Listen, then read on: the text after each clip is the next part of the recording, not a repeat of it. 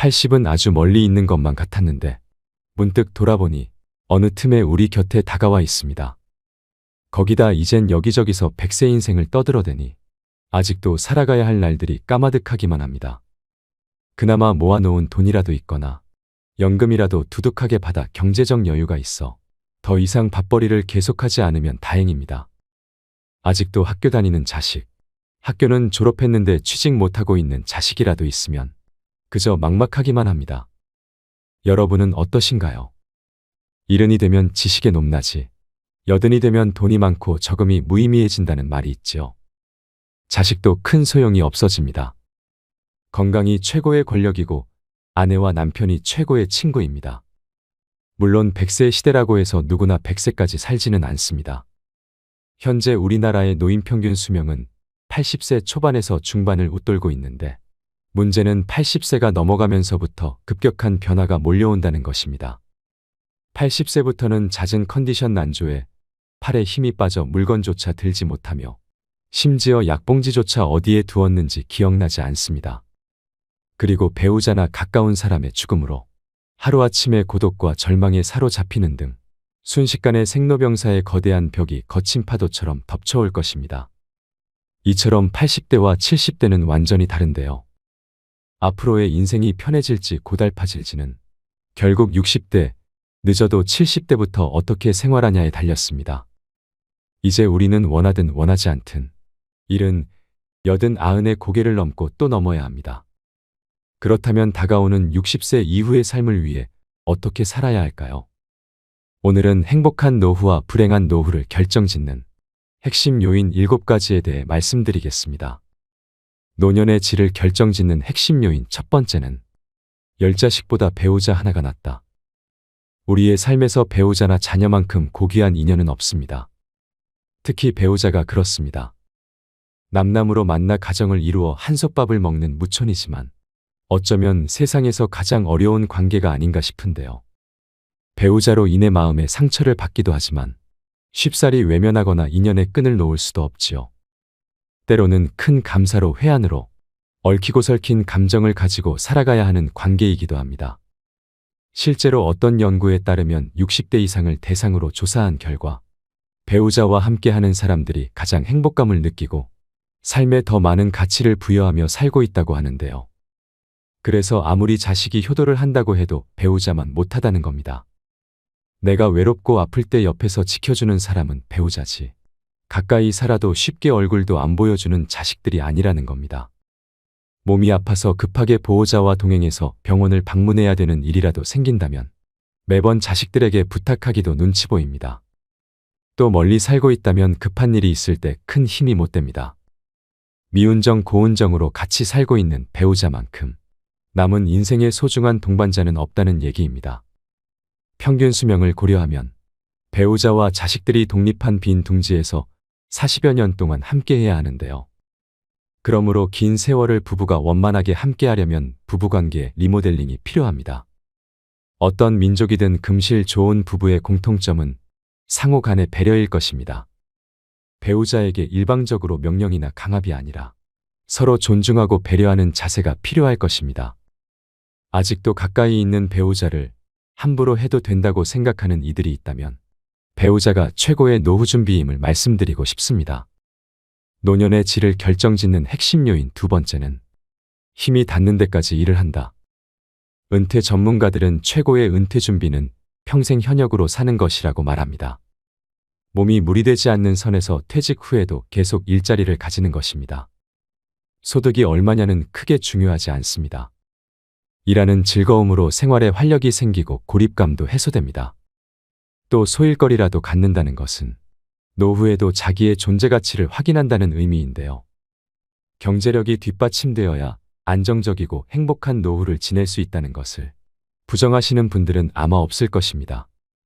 매달 100만 원을 번다는 것은 2억에서 3억 원의 부동산을 보유하고 있는 것과 같다고 합니다. 그만큼 노후 현금 흐름은 나이가 들수록 큰 의미로 다가옵니다. 하지만 은퇴를 앞두고 있거나 이미 퇴직한 분들은 재취업을 힘들어합니다. 20에서 30년 이상 직장에서 수많은 스트레스 받으며 견뎌온 삶이 자연스레 떠오르지요. 그런 전쟁터와 같은 곳으로 다시 들어가기가 두려울 것입니다.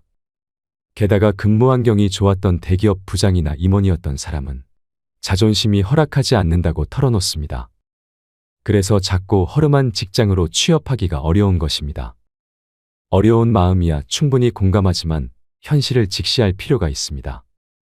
앞서 이야기했듯 현금 100만 원의 가치는 2억에서 3억 규모의 부동산을 소유한 것과 같습니다. 현실적으로 2억에서 3억 원 자산을 만드는 것이 쉬울까요? 의료 기술은 계속해서 발전하고 평균 수명은 갈수록 길어지고 있습니다. 특히나 평생 동안 쓰는 병원비의 50%는 노후의 10년에 집중된다고 합니다. 여태 모아놓은 돈을 자식에게 퍼주거나 젊을 때 저축하지 않아서 아파도 병원에 가지 못하는 최악의 상황은 생기지 않아야 합니다. 노년의 질을 결정짓는 핵심 요인 세 번째는 건강은 노후 행복의 열쇠다. 어떻게 하면 오래 살 수 있느냐는 더 이상 중요한 문제가 아닙니다. 앞으로는 100세까지 사는 게 드물지 않은 시대가 될 테지만 건강한 100세와 입원해서 혼수 상태가 된 100세와는 삶의 질이 천양지차인데요. 노인 A씨와 B씨가 있었습니다. A씨는 100세까지 살았지만 75세의 나이에 찾아온 질병으로 무려 25년을 병원과 집만 오가며 거의 침대에 누워 지내야 했습니다. 반면 B씨는 87세까지 살았지만 죽기 얼마 전까지 텃밭에 나가 취미삼아 기르던 상추와 고추를 손질하고 부인, 친구들과 단풍 구경을 가는 등 건강하게 활동하며 살았습니다. 과연 누구의 삶이 더 행복하고 이상적인 노후라고 할 수 있을까요? 출세나 성공이 주는 행복은 딱 50세까지입니다. 나이 50을 넘어선 인생 후반전엔 전반전과는 다른 경기 운영 방식이 필요하지요. 건강하게 100세까지 오래 사는 비결은 하루하루의 사소한 본인 습관에 달려 있습니다. 노후에는 건강이 최고라는 생각을 의식적으로 가져야 합니다. 그렇지 않으면 침대에 누워 100살까지 살기보다는 아프지 않고 75세까지 사는 게 나을 수도 있습니다. 나이가 들면 생각하는 힘도 움직이는 힘도 약해집니다. 또 나이가 들면 우울증이 생길 확률이 높아지는데 이런 위기 상황을 피하려면 무엇보다도 자신의 심신을 안정시키는 행동과 습관도 중요합니다. 행복 호르몬이라고 불리는 세로토닌이 많이 분비되도록 평소에 햇빛을 쬐고 꾸준히 운동을 하는 등 노력이 필요합니다. 아침밥은 거르지 말고 아침 산책으로 햇볕도 하루 10분씩은 쬐어줘야 합니다. 일부러 멀리 여행을 갈 필요도 없습니다. 푸른 녹지가 있는 공원에만 가도 충분합니다. 이렇게 세로토닌이 꾸준히 분비되어야 밤에 잘 때 수면의 질이 좋아지고 불면증이나 수면 부족 상태에서 벗어날 수 있습니다. 뇌의 질병이라는 치매를 예방하기 위해서라도 평소 숙면을 취해야 하는데요. 반대로 세로토닌이 분비되지 않으면 외출은 물론 식사 같은 간단한 활동조차도 귀찮아지게 되고 결국 노쇠 현상을 앞당길 수 있으므로 명심하셔야 됩니다. 노년의 질을 결정짓는 핵심 요인 네 번째는 낭비하지 않고 저축하는 습관을 들이자. 대다수의 은퇴 후 가장 큰 고민은 경제적인 어려움입니다. 젊어서 노후 준비를 해놓지 않으면 비참한 노후를 맞이하게 되는 것은 시간 문제인데요. 돈을 벌 수 있을 때 버는 것도 중요하지만 돈을 관리하는 것은 더 중요합니다. 많이 벌어도 한순간에 사라질 수 있는 게 바로 돈입니다. 직장에 다닐 때는 고정 수입이 있었지만 은퇴 후에는 고정 수입이 없음에도 지출은 쉽게 줄지 않으며 오히려 늘어나게 됩니다. 자녀 결혼, 사업 비용이라든지 나이가 들어감에 따라 늘어나는 병원비 같은 것이 그렇습니다. 퇴직 후 소득이 없어지면 그동안 자산이나 예금을 사용해 생활비에 보태야 되는데 집을 담보로 주택연금을 받았어야 했을 수도 있습니다. 문제는 퇴직 후 자산이 점점 줄어들면서 불안해지고 자식에게 집이라도 남겨야 한다는 미련 때문에 주택연금에 가입하기 꺼려진다는 점입니다. 그러나 재산을 모두 사용하고 빈털터리로 죽기로 마음먹는다면 살아있는 동안 적절한 재산을 누릴 수 있습니다. 자산을 남겨주고 물려주는 것보다 남은 노후의 삶을 행복하게 보내기 위해 어떻게 활용할지 생각해야 합니다. 내가 이제는 늙었다고 자식한테 재산을 물려주는 순간 자식을 잃고 자식들에게 모든 것을 쏟아부어 나 자신의 생활이 없어지게 됩니다. 즉 내 인생도 잃습니다. 곶감 빼먹듯이 조금씩 재산이 줄어 노년이 비참해질 수 있습니다. 당연히 부모의 재산을 자식에게 물려준다는 생각을 버려야 합니다. 부모들은 자식을 위한 희생보다 자신의 노후와 행복을 위한 준비를 하셔야 합니다. 자식들은 본인 가정 꾸리고 나면 절대 부모의 인생을 책임져 주지 않습니다. 몇 살까지 살지 모르는데 죽기 전에 재산을 다 써버리면 어떻게 하냐, 이렇게 반문할 수도 있습니다. 하지만 이것은 재산을 낭비하는 것이 아니라 최대한 잘 활용하는 방법을 고민하는 것입니다. 내가 가진 범위 내에서 남과 비교하지 않고 욕심을 버리고 검소하게 생활한다면 대부분의 경우 죽을 때까지는 먹고 살 수 있을 것입니다. 노년의 질을 결정짓는 핵심 요인 5번째는 남과 비교하지 말자. 다른 사람과의 비교는 불행으로 가는 고속도로와 같습니다. 특히 퇴직을 앞두고 있는 때 남과 비교하는 것은 전혀 도움이 되지 않습니다. 우리나라는 과시문화가 있습니다. 남들이 타는 좋은 차, 좋은 집과 비교하게 되고 자신이 사는 형편을 이웃 친인척들과도 비교하게 됩니다. 그렇게 경제적으로 부담스러워지면 자연스럽게 모임이나 친구들을 만나는 것도 줄이거나 안 하게 되면서 외로움이 따라옵니다. 돈 없는 부모는 자식도 멀리하는 경우가 많습니다.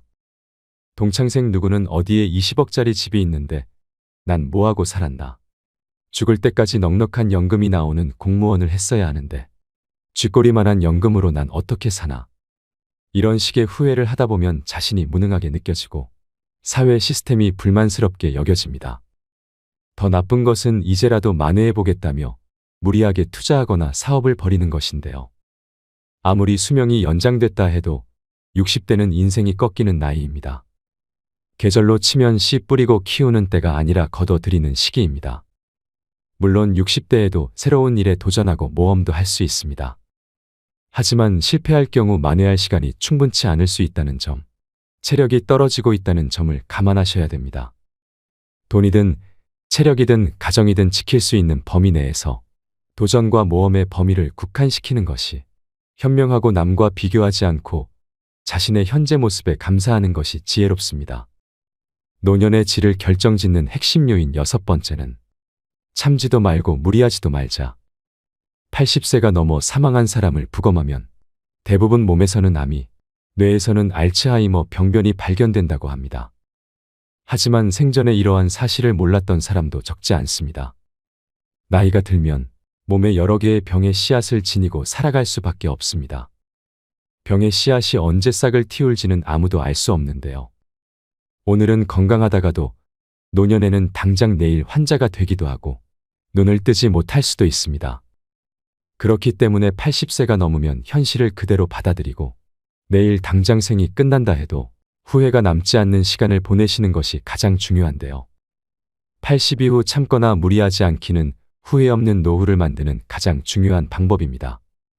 건강을 위한다는 명분으로 나이가 들어서도 먹고 싶은 음식을 참는 사람이 많습니다.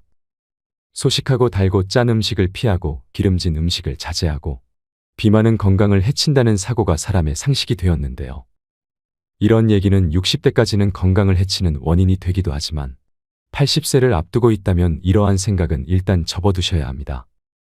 고령자는 장기 기능의 저하로 식욕이 증가하는 경우가 있을 수도 있고 먹고 싶다는 욕구는 몸이 필요하다는 것이니 입에 당기는 음식은 마음껏 드셔야 됩니다. 체중 관리한다고 굶거나 식단 관리하지 마세요.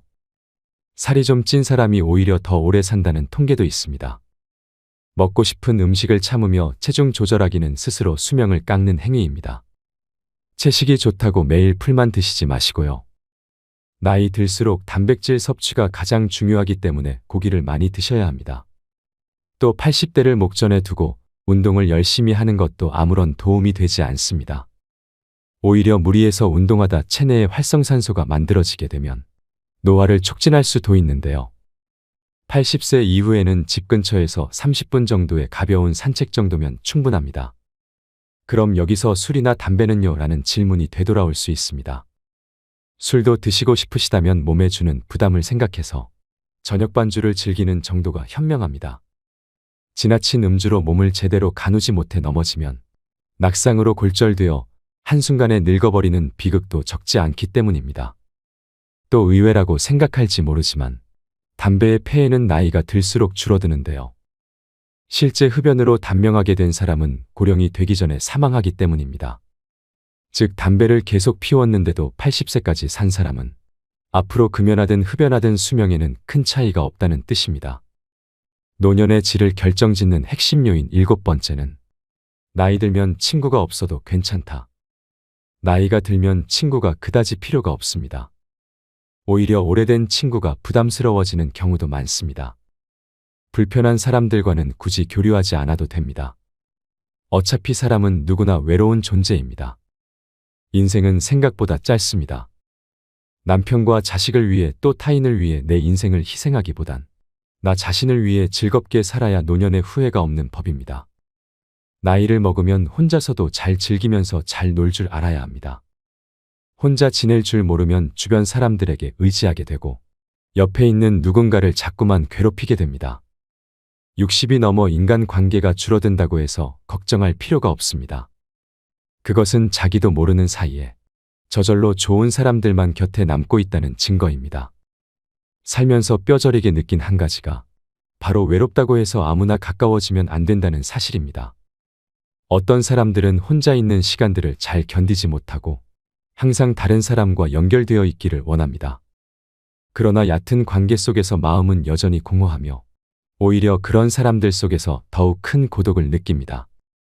이 고독을 채우기 위해 또 다른 타인을 갈망하게 되는 것이지요.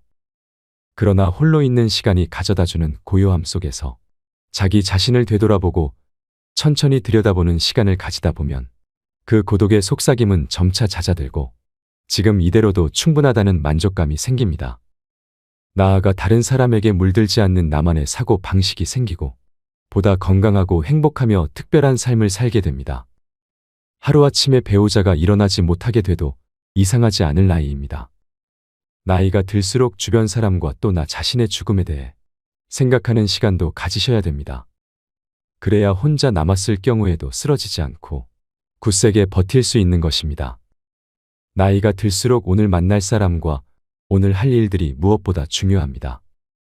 반려견과 산책을 하며 계절에 따라 바뀌어가는 풍경들을 바라보고 학교에 등교하는 아이들을 지켜보는 등 사회와의 작은 접점만 유지해도 그것으로 충분한 것입니다. 오늘은 행복한 노후와 불행한 노후를 결정짓는 핵심 요인 7가지에 대해 말씀드렸는데요. 이 7가지 중에서 다시 한번 강조드릴 것은 바로 건강입니다.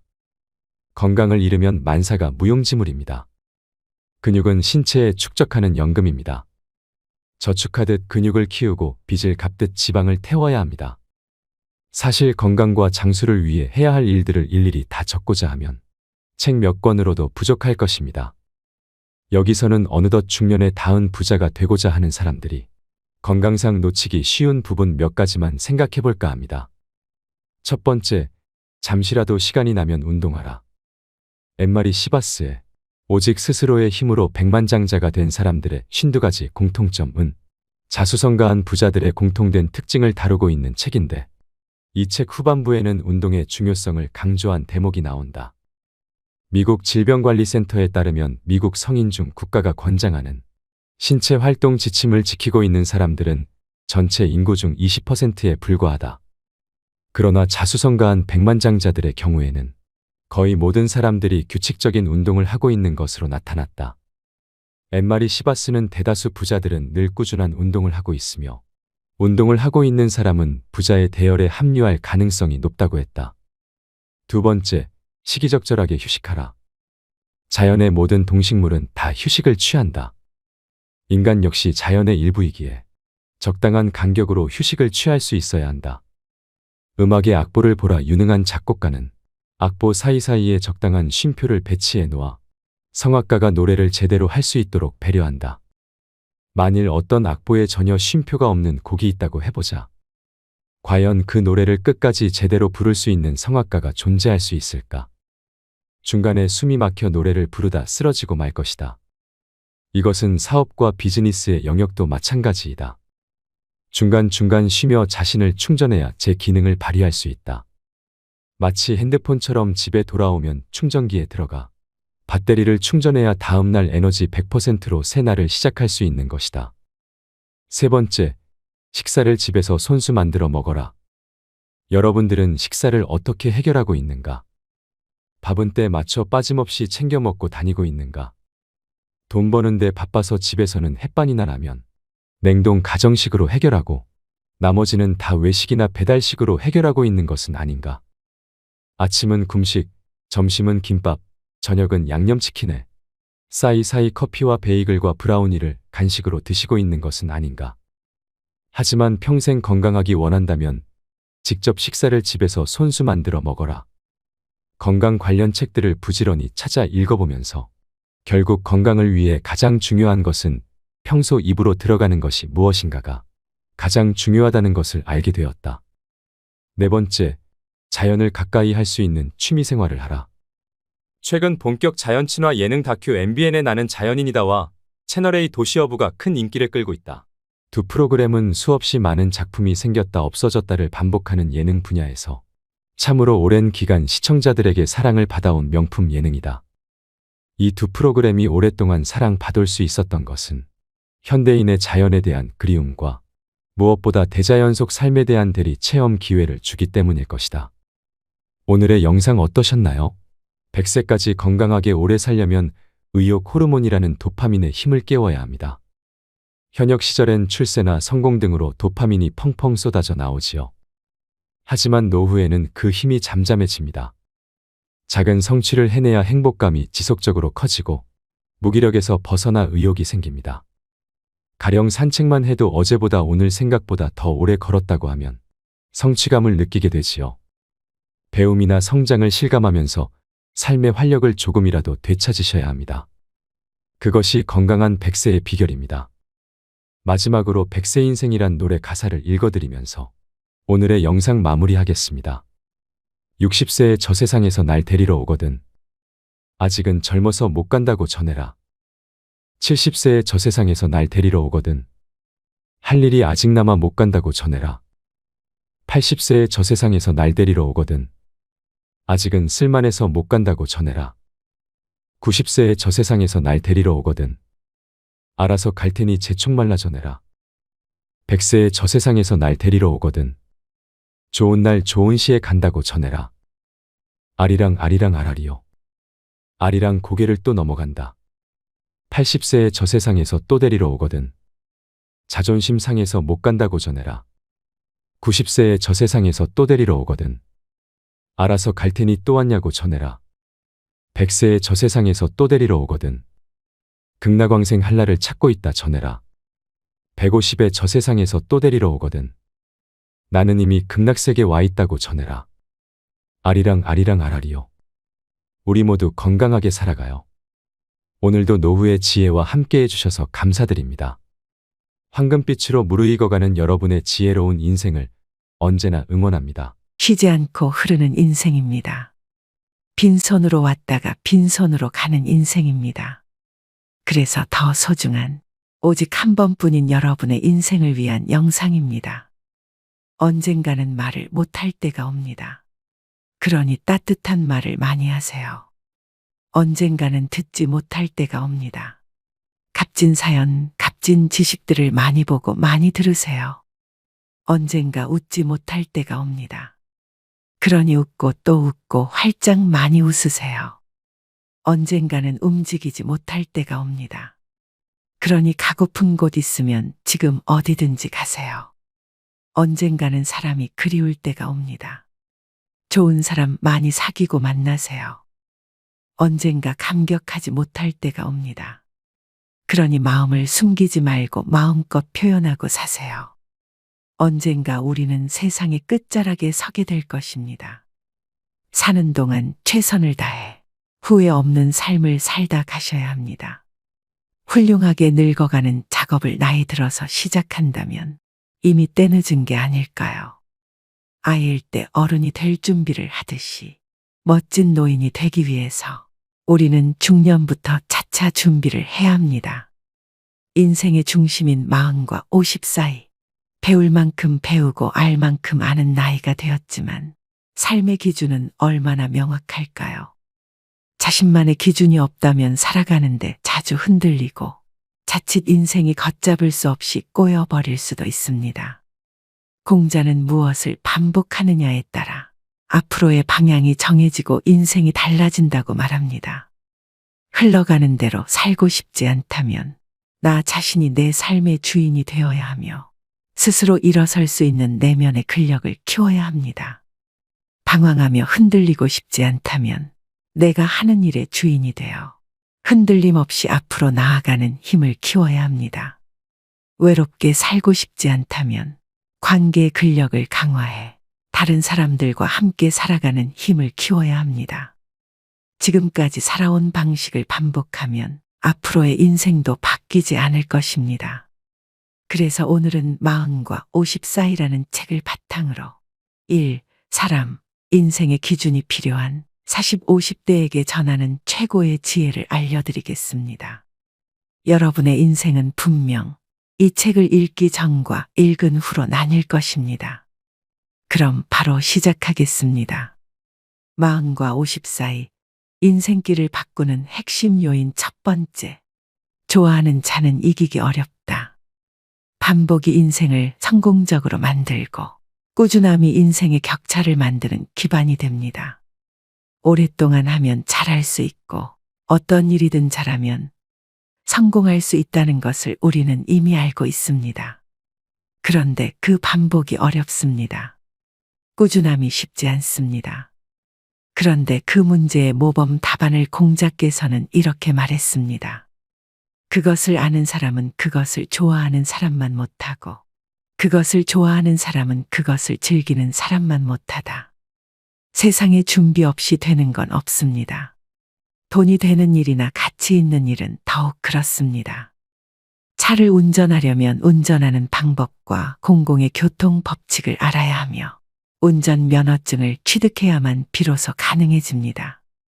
바리스타로 취업하려면 커피를 공부하고 커피 만드는 방법을 익히며 자격증을 따야 가능해집니다. 운전을 위해 면허증을 취득하고 바리스타를 위해 자격증을 따도록 노력하는 게 바로 그것을 아는 사람이 되는 첫 단계입니다. 잘 아는 사람, 즉 지지자가 되려고 하는 이유는 그게 쓸모가 있기 때문입니다. 세간에는 좋아하는 일을 찾는데 시간 소비하지 말고 지금 하는 일을 목숨을 걸 정도로 열심히 하라는 조언도 많습니다. 초기 학습과 부단한 연습을 통해 잘하게 되었다고 해서 그 일이 좋아지는 것은 다른 문제입니다. 힘줄이 터지는 고통과 맹렬한 노력을 통해 그 분야의 최고가 되어 경제적으로 많은 부를 이루었는데 전혀 행복하지도 좋아지지도 않는 경우도 적지 않습니다. 그러니 그 분야에서 돈을 많이 벌고 일찍 은퇴하여 다른 일을 하는 경우도 많습니다. 정말 좋아하는 일을 한다면 수입에 따라 움직이는 일은 자주 일어나지 않게 됩니다. 그러면 그 일을 더 오랫동안 할 수 있게 됩니다. 물론 더 많은 수입을 마다하기는 어렵지만 수입이 그 일을 바꾸게 하지는 않습니다. 돈보다 더 큰 행복과 의미가 있을 테니까요. 우리가 정말 인생을 전반과 후반으로 나눌 수 있다면 이렇게 해보고 싶습니다. 인생 전반은 주어진 환경에 따라 살아가는 겁니다. 주어진 시스템을 벗어나기가 어렵기에 고단하지만 열심히 살아갑니다. 그러니 꼭 좋아하는 공부가 아니더라도 열심히 해. 좋아하는 직업이나 일이 아니더라도 최선을 다하며 살아갑니다. 많은 사람이 그렇게 살아가듯 말입니다. 지지자가 우리 인생을 멋지게 만들어주는 최고의 수단인 것처럼 말입니다. 그러나 인생 후반은 주어진 환경에서 벗어나 좋아하는 일을 하면서 살아가는 겁니다. 주어진 시스템을 벗어나기가 어렵고 고단하지만 그래도 좋아하는 일을 하려는 마음을 가지고 열심히 살아봅니다. 가능하면 좋아하는 일로 최선을 다하며 살아갑니다.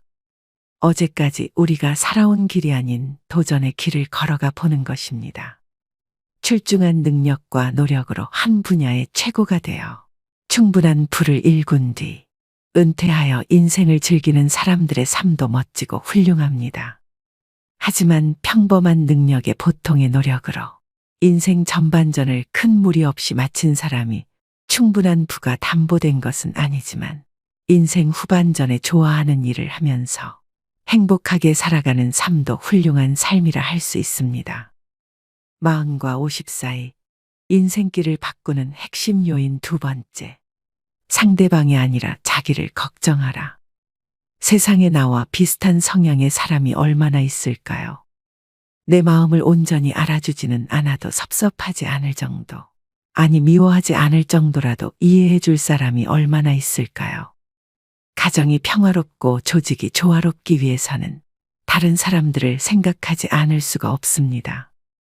그런데 문제는 다른 사람들은 내가 조종할 수 없다는 것입니다. 나와는 성향이 다른 사람들이기 때문입니다. 세상의 조화보다 갈등이 많은 이유가 여기에 있습니다. 그러니 2500년 전부터 그 갈등을 줄이는 전략을 꾀하지 않을 수 없게 된 것입니다. 논의 여러 편의 이 문제를 해결하기 위해서 노력했던 공자의 이야기가 반복하여 등장합니다. 공자께서 말씀하셨다. 남이 나를 알아주지 않음을 걱정하지 말고 남을 알지 못함을 걱정하라. 상사가 나를 알아주지 않음을 걱정하지 말고 내가 상사를 잘 모름을 걱정해야 비로소 문제의 실마리를 풀 수 있습니다. 팀원이 나를 알아주지 않음을 걱정하지 말고 내가 팀원을 잘 모름을 걱정해야 비로소 문제가 풀립니다. 고객이 나를 알아주지 않음을 걱정하지 말고 내가 고객을 잘 모름을 걱정해야 고객의 지갑이 열립니다. 아내가 나를 알아주지 않음을 걱정하지 말고 내가 아내를 잘 모름을 걱정해야 평화가 찾아옵니다. 아이가 나를 알아주지 않음을 걱정하지 말고 내가 아이를 잘 모름을 걱정해야 비로소 문제가 해결됩니다. 업무가 나에게 맞지 않음을 걱정하지 말고 내가 업무에 관해 잘 모름을 걱정해야 비로소 일이 쉬워집니다. 공자께서 말씀하셨다. 자리나 지위가 없음을 걱정하지 말고 그 자리에 앉을 수 있는 능력 갖추기를 걱정해야 하며 남이 나를 알아주지 않는 것을 걱정하지 말고 남이 알아줄 만하게 되도록 노력해야 한다.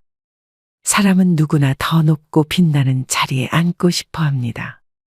사원은 대리를 꿈꾸고 과장은 부장을 꿈꾸며 부장은 임원을 꿈꿉니다. 그런데 그 자리는 언제나 한정입니다. 그러니 지위에 대한 꿈도 중요하지만 그 지위에 맞는 역량과 재능이 있는지를 먼저 생각하라는 현실적인 충고입니다. 알아줄 만한데 알아주지 않는 것은 상대의 문제입니다. 알아줄 만하지 않은데 알아봐 주기를 바라는 것은 욕심입니다. 알아줄 만한데 알아주는 것은 일상의 일입니다. 알아줄 만하지 않은데 알아주는 것은 이상한 일입니다. 언제나 내가 할 일은 딱 한 가지, 알아줄 만한 사람이 되는 것입니다. 40과 50 사이 인생길을 바꾸는 핵심 요인 세 번째. 원하는 바를 얻고 싶다면 끊임없이 여지하라. 아무리 막막해도 궁리하면 뭔가 헤집고 나갈 틈이 보이기 시작합니다. 생각하고 또 생각하면 아이디어가 떠오릅니다.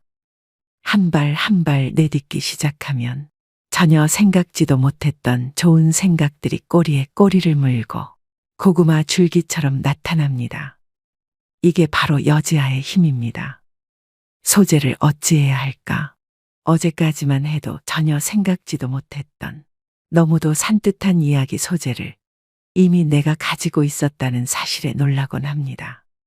오늘도 그런 이야기를 이렇게 쓰면서 여지야, 어찌해야 할까? 의 힘을 더 믿게 되었습니다. 어찌해야 할까? 어찌해야 할까? 라고 말하지 않는 사람은 나도 이미 어찌할 수가 없구나. 이는 2500년 전 공자께서 단순히 제자들의 교육이나 훈육을 위해 일시적으로 던진 말이 아닙니다. 삶의 여러 가지 고민과 걱정을 해결하기 위해 낮에는 밥도 제대로 먹지 못하고 밤에는 잠도 설쳐가면서 생각한 결과 공자가 찾아낸 방법은 바로 궁리였습니다. 그가 그렇게 치열하게 궁리하고 고민하지 않았다면 배움이라는 효용을 찾기 어려웠을 것입니다. 공자는 끝없이 궁리했고 배움을 찾았습니다. 그 배움을 통해 동양 최고의 성인의 반열에 오르게 되었습니다. 어찌해야 할까, 어찌해야 할까. 그 여지아 정신이 공자를 만들었습니다. 그러니 제자들에게 당당히 말한 것입니다.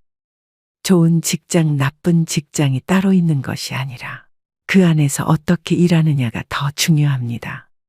어찌해야 할까, 어찌해야 할까라고 스스로 궁리하지 않는 사람은 아무리 좋은 직장을 다닌다 해도 좋은 결과를 얻기가 어렵습니다.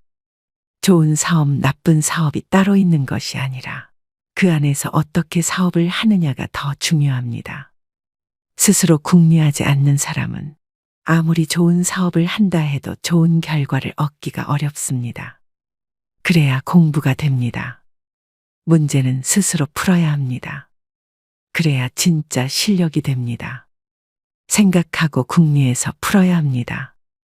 어찌해야 할까를 반복해야 합니다.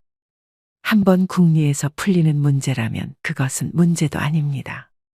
풀기 쉬운 문제는 가치가 떨어집니다. 진짜 귀한 건 풀기 어려운 문제일지도 모릅니다. 5번 궁리를 반복하면 풀릴 문제를 4번째 포기하고 나가 떨어진다면 그건 궁리하지 않은 것과 같은 결과일 뿐입니다. 생각 없는 공부는 진짜 공부가 아닙니다. 생각 없는 실천은 진짜 실천이 아닙니다. 원하는 결과를 얻기 힘들기 때문입니다. 업무가 업무로 끝나서는 안 됩니다. 업무가 급여로만 끝나서는 안 됩니다. 직장 생활을 연봉으로만 맞바꾸어서는 안 됩니다. 업무는 자기 미래의 퍼스널 브랜드가 되어야 합니다. 업무는 현재의 직장을 퇴직하더라도 계속 자신을 살리는 강점으로 남아야 합니다. 직장 생활은 이를 통해 당당한 내가 되는 과정이어야 합니다. 그런 결과를 위해 필요한 게 있다면 바로 여지아입니다. 사장이 여지아를 하지 않고 직원에게만 여지아를 바라고 있다면 그 회사는 희망이 없는 기업입니다. 본인 스스로가 어찌해야 할까, 어찌해야 할까를 반복적으로 생각해야 합니다. 그렇지 않으면 세계 4대 성인인 공자조차도 이를 어찌할 수가 없다 했습니다. 궁하면 통한다는 말이 가만히 앉아 기다리는 사람에게까지 그렇다는 건 아닙니다. 아무 짓도 하지 않으면 아무 일도 일어나지 않습니다. 궁리하지 않으면 절대로 통하지 않습니다. 생각하지 않으면 풀리지 않습니다. 40과 50 사이 인생길을 바꾸는 핵심 요인 4번째. 덕이 있는 사람 곁에 사람들이 남는다. 사전적 의미로 덕은 인간으로의 도리를 행하려는 어질고 올바른 마음이나 훌륭한 인격, 도덕은 인륜의 대도, 인간으로서 마땅히 지켜야 할 도리 및 그에 맞는 행동이라 합니다. 공자께서 말씀하셨다. 덕이 있는 사람은 반드시 이웃이 있어 외롭지 않다. 공자께서는 덕이 있는 사람은 외롭지 않다고 했습니다. 신뢰와 사랑이 있는 사람은 외로울 수가 없습니다. 신뢰할 수 있는 사람 곁에는 늘 사람들이 모이기 때문입니다. 나의 상대나 나의 파트너가 덕이 있어서 사랑하고 이해하고 용서하고 도와주고 싶은 그런 어진 마음을 가진 사람이라면 그는 절대 외롭지 않을 것입니다. 믿음직스럽고 어진 사람을 좋아하는 사람들은 우리 주변에 흘러넘치기 때문입니다. 이는 예나 지금이나 마찬가지입니다. 혹독한 시기나 평화로운 시기나 마찬가지입니다. 동양이나 서양이나 마찬가지입니다. 덕이 있는 사람은 반드시 이웃이 있어 외롭지 않습니다. 스스로 일어서기 위해서는 덕이 필요합니다. 내가 남을 이해하고 포용하고 사랑하려면 먼저 내가 나를 이해하고 포용하고 사랑해야 합니다. 내가 나를 이해하지 못하면 많은 게 흐트러지고 견고하지 못하게 됩니다. 나의 현 위치를 파악하고 생각과 목표와 꿈을 설정해야 합니다. 내 꿈이 있어야 남의 꿈을 이해하고 포용하게 됩니다. 내 생각이 반듯해야 남의 생각을 이해하고 포용하게 됩니다. 내가 불안하면 남을 볼 겨를이 없어집니다. 나의 미래가 안개 속이면 남의 미래와 함께하기가 어렵습니다. 내가 나를 알아야 제대로 일어설 수 있습니다. 내가 먼저 의로운 사람이 되어야 견고하게 일어설 수 있습니다. 내가 나를 신뢰할 수 있어야 일어설 수 있습니다. 그러니 덕은 나를 세우는 도구입니다. 이 시대에 덕이 필요한 이유 3가지가 있습니다. 스스로 일어서기 위해서는 덕이 필요합니다. 내가 불안하면 남을 볼 겨를이 없어집니다. 나의 미래가 안개 속이면 남의 미래와 함께하기가 어렵습니다. 내가 나를 알아야 제대로 일어설 수 있습니다. 내가 먼저 의로운 사람이 되어야 견고하게 일어설 수 있습니다. 내가 나를 신뢰할 수 있어야 일어설 수 있습니다. 그러니 덕은 나를 세우는 도구입니다. 또 가정이 일어서기 위해서는 덕이 필요합니다. 가정의 시작은 부부입니다. 부부가 건강하고 서로 사랑한다면 못할 일이 없습니다. 돈이 없어도, 일이 힘들어도, 고부간이 갈등이 있어도 모두 이겨낼 수 있습니다. 부부가 사랑으로 합심하면 못할 일이 없기에 돈은 그리 큰 문제가 아닙니다. 부부가 사랑으로 서로 격려해 준다면 어떤 힘든 일도 이겨낼 수 있기에 일은 그리 큰 문제가 아닙니다.